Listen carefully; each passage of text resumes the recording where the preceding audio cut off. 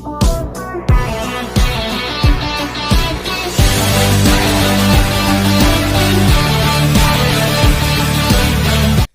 guys, and welcome back to Movies That Matter with the Viking, and today I'm going to give my predictions for the future of the DCEU.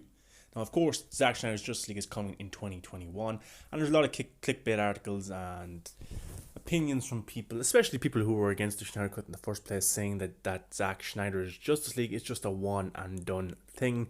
There won't be follow-up films. Now maybe that's what Warner Brothers' plans is, or HBO Max's plans right now, but as you can see, the industry and things can change very quickly. If Zack Snyder's Justice League comes out and it's a huge success, it blows people away, it creates buzz, it gets more people to the platform, then there is no doubt whatsoever that there will be follow-ups in Snyder's vision of these characters.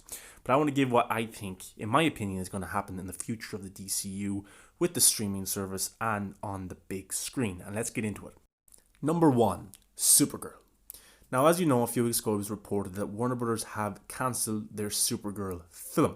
Now, no official word from Warner Brothers right now, but it's because they want to move forward with a Man of Steel or a Superman film. We didn't know if that was with or without Henry Cavill, but now since he's back for Zack Snyder's Justice League, it's probably a guarantee that they want it with Henry Cavill, and especially the word from Danny Garcia about exciting or interesting times ahead. So Supergirl, if you watch Zack Snyder's watch-along of Man of Steel, he hinted at Supergirl a lot, and he referred to staying tuned in regards to that aspect. Now, I think that the reason Warner Brothers cancelled their Supergirl film is because Zack Snyder already has a plan to incorporate the character into the universe, and specifically for a Man of Steel follow-up. I think if the Zack Snyder Justice League is in episodic form, or if it's in movies, I think there will be a cliffhanger of sorts with Supergirl. Now, I don't know if an actress will be cast, or we will just see the cape, or the boots, or the hair, or something like that, or even the suit, just to tease it for the Man of Steel 2 film.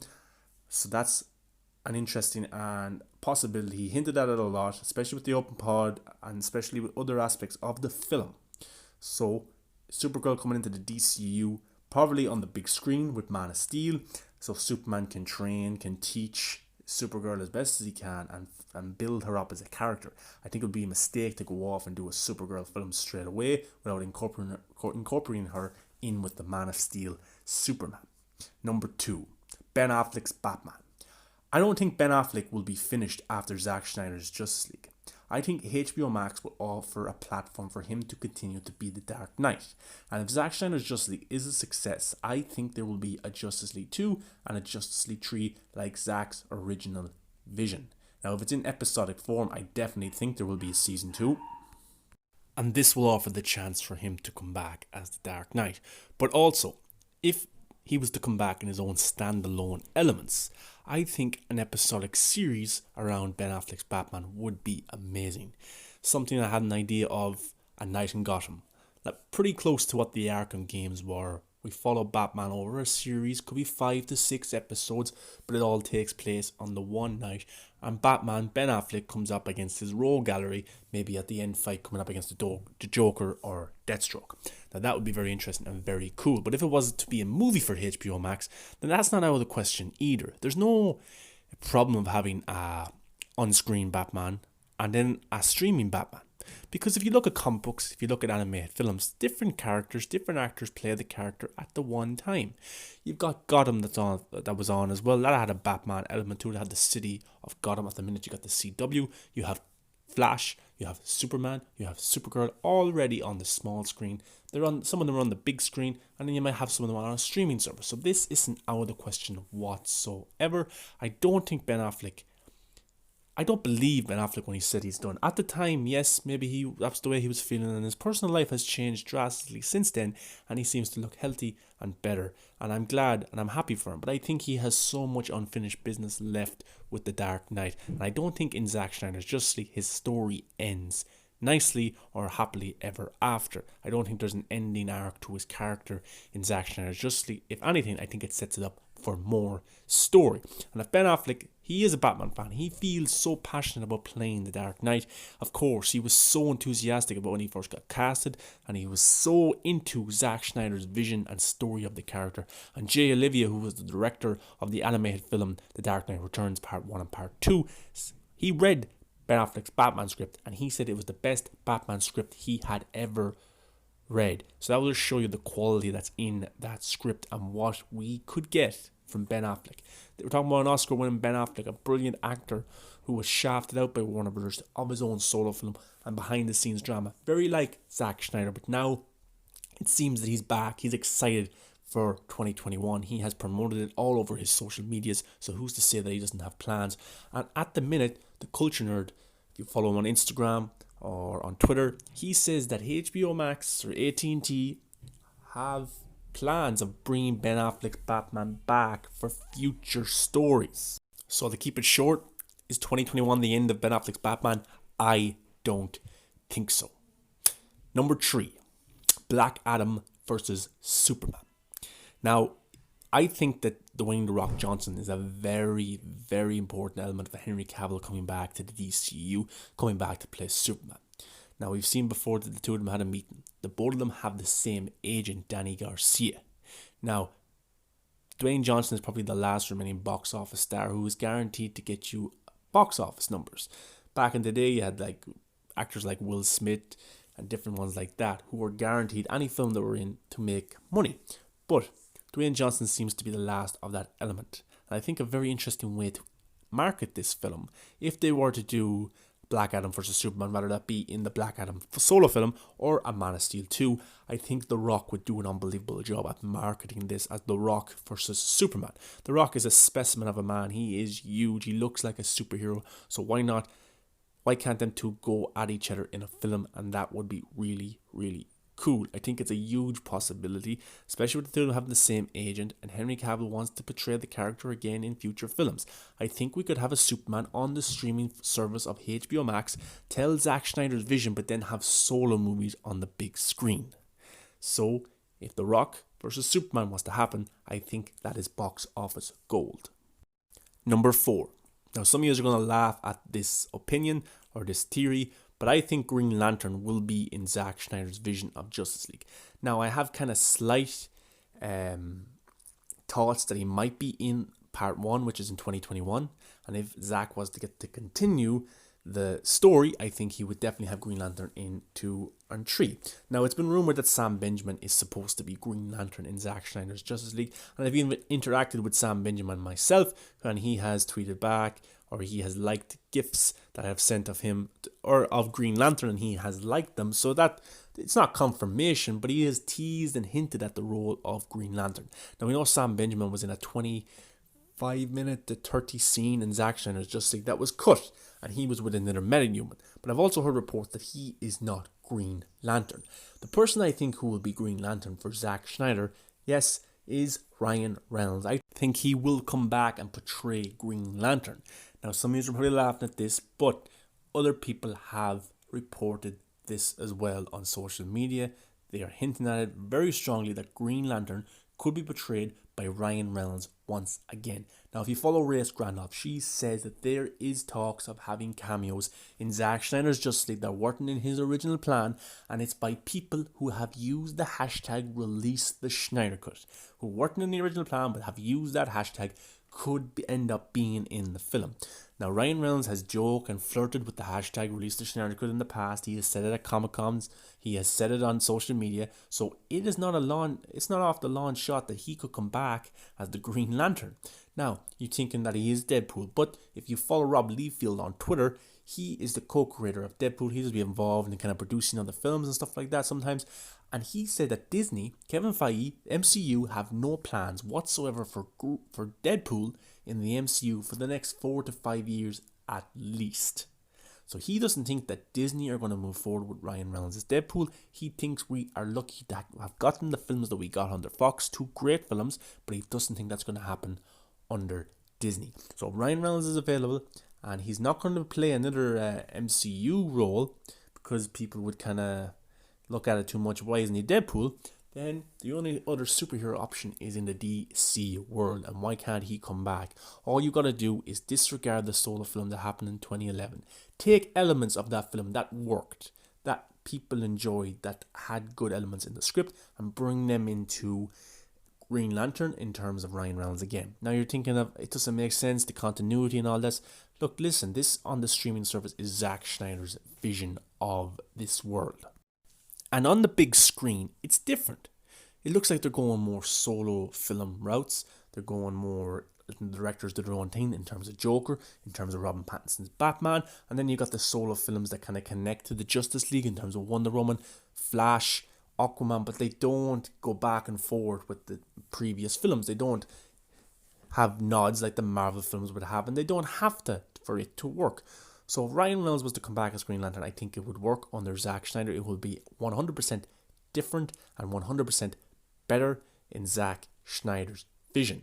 And here's kind of a sub point on this. Sam Benjamin, I believe, will end up being a Green Lantern at some point, but I do not think he will be Hal Jordan. I think he will be an unknown character who is in the film, but later becomes or possesses the ring to become Green Lantern. But I do not think he will be Hal Jordan. I think that role will be Ryan Reynolds. Number 5, hashtag release the Ayer cut. I think in the future we were going to get David Ayer's true intentions of his vision of Suicide Squad. Now, if you follow the reports of the original version of Suicide Squad, we know that it was supposed to implement parademons. It was supposed to implement Steppenwolf. Not everything was finished. Things were shot, things were shown to Warner Brothers, things were changed, things were cut out. A lot of things were cut out of the film, and look, if you look at the film, I enjoy the film, but some parts it's poorly edited. The music, which is cool, but it doesn't kind of suit a tone that David Ayer usually has. David Ayer's films are very dark, they're very gritty. They get into the deep soul of characters. Look at Fury, for example, Sabotage. Different films like this, they're very character based and how things are affecting that character. Now, we got elements with it of El Diablo in David Ayer's Suicide Squad, about his personal tragedies. There was little glimpses of it with Deadshot and his daughter, but there was so much more deepness to this film that we did not get to see. Now, David Ayer recently said that the visual effects are mostly done, they just need a little bit of work. So, is he talking about his director's cut of the film? Now, if they were to go back and work on the stuff he wanted originally, like the parademons and Steppenwolf, he'd have to go back and implement them into it. But there is a version that he showed Warner Bros. They thought was too dark and they wanted it more Deadpool-like. So I don't know how much of the parademons and how much of Steppenwolf is actually finished, but he said the final few scenes with Steppenwolf coming up near the end wasn't filmed, it was taken out. There was loads more Joker in that film as well. But if you follow the social media kind of flirting that's going on right now, AT&T is hinting at David Ayer's cut of Suicide Squad a lot, and David Ayer is giving little bits more of his cut of the film day by day. He's answering fans' questions of what could have been, what should have been, what he shot, what he didn't shoot. So I basically think there's a director's or an Ultimate Edition cut of Suicide Squad that David Ayer thinks is his better version. Now, I'm happy to see whether it be the original intended version that he wanted to shoot from the start, or an Ultimate Edition director's cut, which he feels makes the film better and is more in tone to his directing style. Then I'm okay to see that. But I think we will get David Ayer's Suicide Squad before we get Zack Snyder's Justice League. Number 6. Jared Leto's Joker. Now, Jared Leto is an Oscar winner. He's one of the best actors in the world, but he gets a lot of hate and a lot of shit for his portrayal of the Joker in 2016's The Suicide Squad. Now, if you had followed everything that goes on behind the scenes of Warner Bros., you know that there's a lot of Joker that was cut from the intended version. Even the press tour with Jared Leto, he was very annoyed that a lot of his scenes were cut. He said enough for a Joker movie. There was so much more development with Harley Quinn. He was a big part of the final act with Enchantress. He makes a deal with her and so on. But Jared Leto's Joker, I think, needs to be rectified. I think we need to see his full intended vision before we judge his portrayal of the character. Because I personally think Jared Leto could have given us the most comic book accurate portrayal of the Joker that we have ever seen. Very different from Heath Ledger, who is the best. Very different from Joaquin Phoenix, who won an Oscar. So I think he has something different that we need to see, and it's only respectful towards him as an actor that we get to see his portrayal, his true portrayal of such an iconic character. Now, where do I think we'll see this? As I said, I think the air cut will be released, but I also think that he might make a brief appearance in Zack Snyder's Justice League. Now, Zack Snyder wants to go back, he wants to shoot additional scenes. If it's going to be in episodic form, he's going to have to make more scenes, write more stuff to put it in that format, and I think Jared Leto's Joker will come back. Because I think Zack wants to help all the people who were done wrong by Warner Bros. At the time.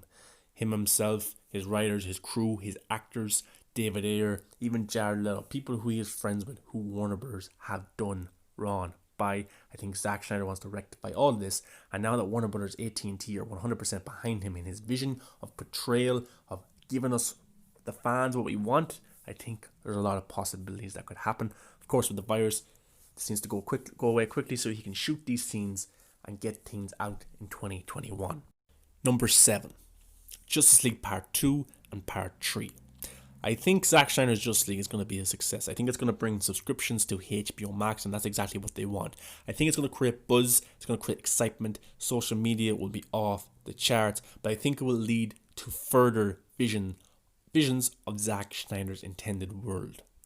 I think we will get a Justice League Part 2 and a Justice League Part 3. This is Zack, as we know, his intended vision of that world. He had a big story, an outline planned out, and I think he will get the green light to go ahead and finish this. I don't think he's going to be told, end it on a good note, end it complete, so we don't have to go back to these characters, because I think AT&T see a lot of money here. They see Batman, they see Superman, they see Wonder Woman, Aquaman, Flash, Cyborg. They see these characters, and this will set them apart from Disney Plus, from Netflix, from Amazon, because those other platforms can't offer what HBO Max are going to offer. They're going to offer films or TV series with the greatest characters of all time. I think Zack Snyder's Justice League will be a success, and it will lead to further storytelling of the world that he wants to tell, because there's going to be so much buzz. There's already buzz when the film isn't even out. Number 8, the DCEU has changed. I think the future of the DCEU has absolutely re-evolved itself. I think we're going to get more broader films in terms of, yes, the Joker and of the Batman, in the element that not everything has to be connected. Not everything has to intertwine with each other for it to work. I don't think it's a good idea to copy the formula of Marvel, where it has this big story over 20 films and everything is connected with post-credit scenes and all this. I think that's fun, I think that's interesting, but I also think that it's not the way to go for DC.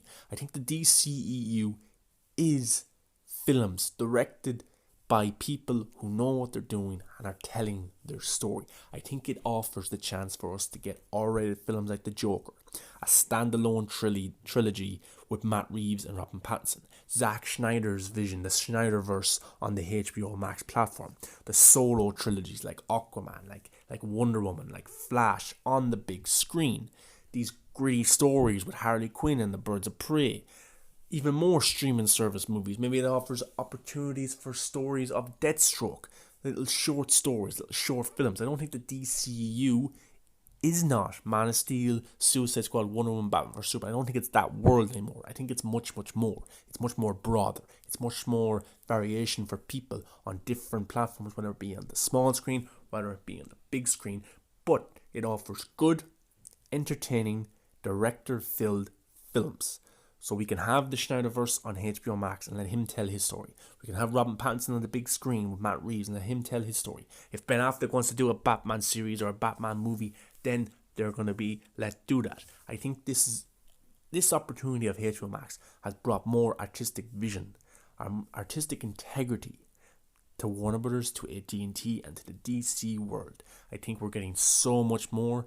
I think we're getting so much good products right now, whether it be in animation or movies or TV. I think DC is going in the right direction, covering all broads of life, all ages, and this is exciting. This is interesting times to be a DC fan. Number 9, the Shazam, Black Adam, Superman verse. I think on the big screen we're going to get films like Black Adam, like Shazam, and Superman, which intertwine with each other in a sense. I think this will be its kind of own world of films, their own universe of these kind of godlike figures. Of course, Shazam I can't wait for Black Adam, and I love Man of Steel. But these characters kind of have all similar traits that I think can be explored. You know, how many people can actually take on Black Adam? How many people can actually take on Superman? I think that Black Adam is going to be a threat for not only Shazam, but also Superman. And Superman's going to have to take Shazam under his wing. So I think Shazam 2, I also think Black Adam 1 and Man of Steel 2 are all going to be intertwined in some way and relate to each other. I think it's going to set up the world of having Black Adam versus Superman.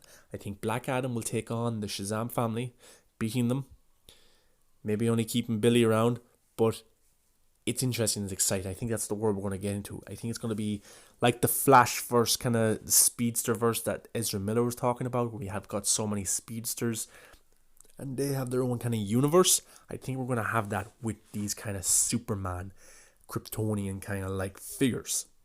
Maybe even Fiora coming back. These people who are just these superheroes, these super villains that are just far apart from each other, from the other heroes. I think that's why a Superman, Black Adam, Shazam dynamic will happen on the big screen.